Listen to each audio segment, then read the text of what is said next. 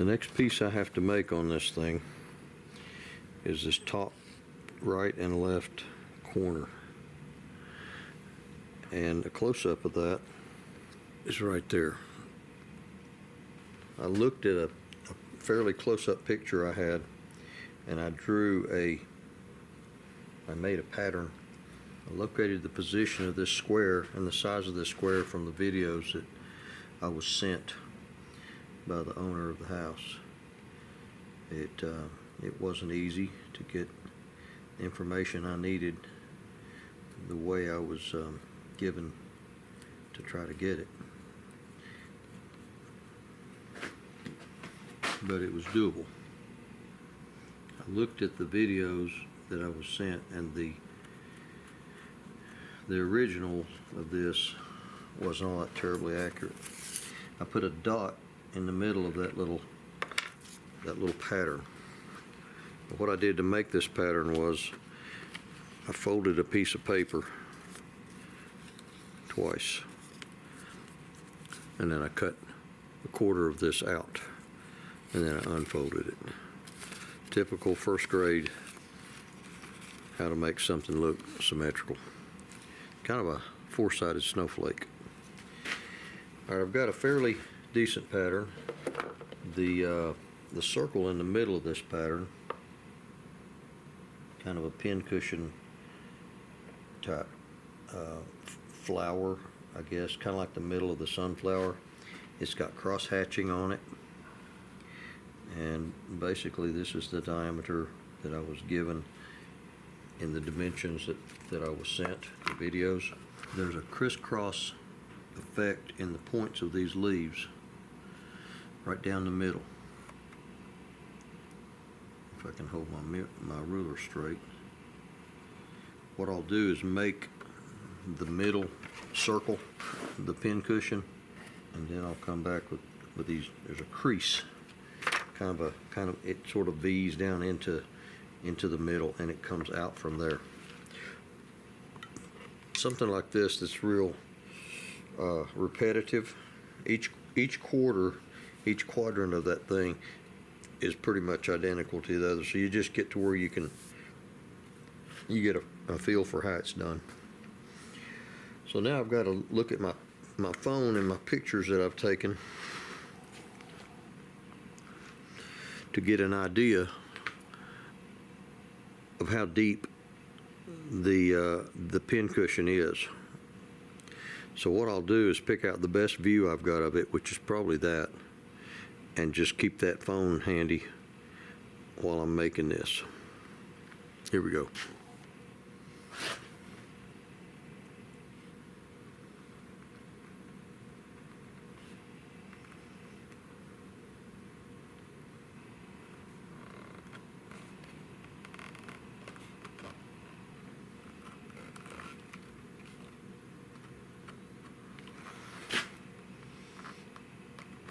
Now that I have it outlined with that veining tool, I'm just going to deepen it as best I can and stay in the lines. This wood is so hard. The hard grain is so amazingly hard, and so you just kind of jump and bounce from one hard grain to the next, and try not to get carried away when you hit the soft grain in between. This wood, this antique wood, is extremely hard. I've carved some kinds of stone that aren't this hard.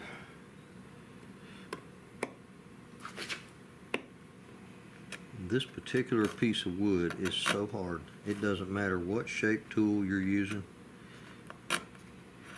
it's just hard.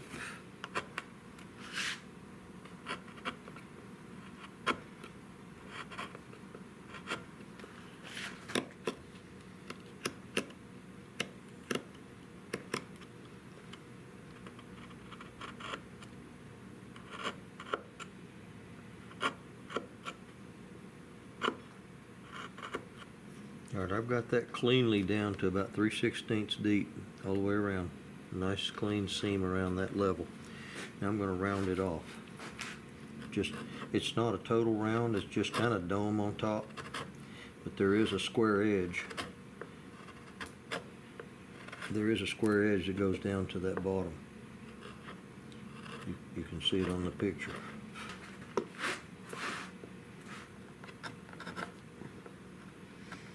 I need to sharpen that chisel.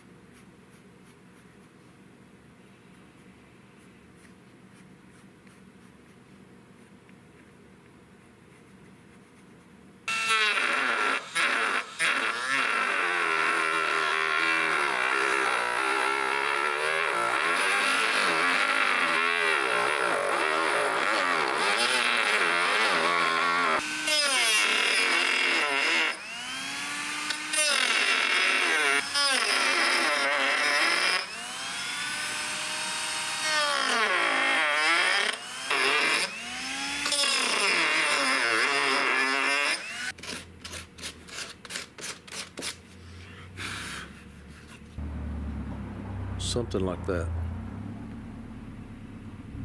sort of.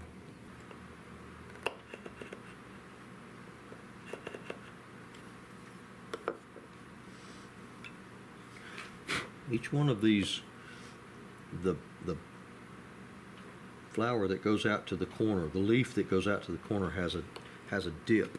It goes down. This is the lowest place in all four corners, is that seam where it dips down, and it's not really concave like that, it's convex, but it rolls off into that center circle.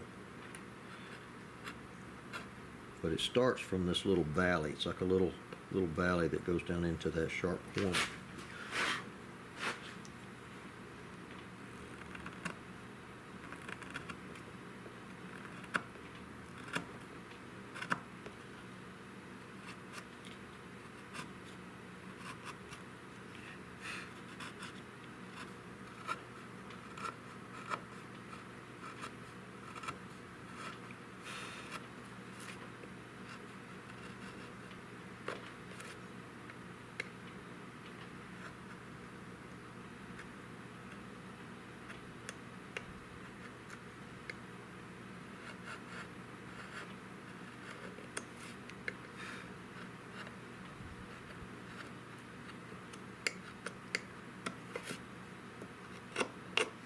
Alright, I have this corner, the contour pretty good. Now I've just got to do the outline and then fill up the middles. There's little veins down each one of those leaves is a vein that highlights those, gives it details the shape of it. And I have a feeling this is the easiest corner for me to do. The rest of them are harder to get to. The way I've got the wood sitting and turned, it's going to be difficult to get to these. The grain is just, it's harder over here where all these dark streaks are.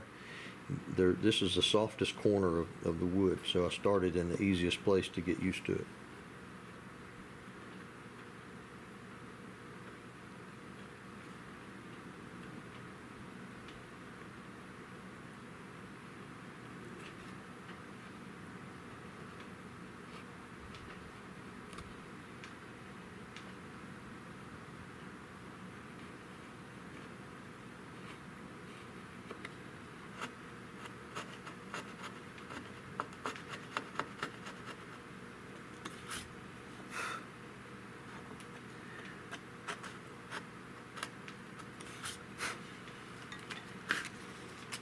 And then I do my outlines around the edge of the leaf.